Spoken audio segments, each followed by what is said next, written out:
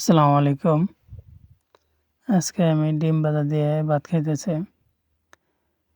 কাজ করে আইছি আরকি। কাজ করলে আপনার মরিচ দেওয়া ভালো লাগে ভাত।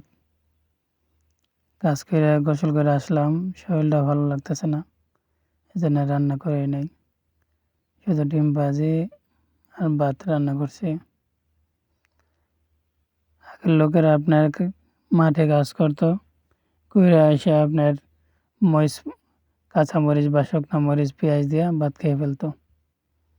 তো আমার অবস্থা হইছে ওইরকম। কাজ করে এসে আজকে শরীরটা ভালো লাগতেছে না গোসল করার পরে। তো এখন শুধু ভাত রান্না করছি আর ডিম ভাজি করছি। তো আজকে রাত্রের খাবার এই ডিম ভাজি আর ভাত। আর এখন তো মানুষের খাবারের কষ্ট করে না বাংলাদেশে। আমরা প্রবাসীরা কষ্ট হয় মাঝে, মাঝে খাবারের রান্না করতে ভালো লাগে না বা কাজের কারণে খাওয়ার টাইম পাই না মাঝে, মাঝে এরকমটা হয়। তো আজকে এক হইলো টাইম পাই নাই। আরেক হইলো আপনার শরীরটা ভালো লাগতেছে না যে রান্না করব যে।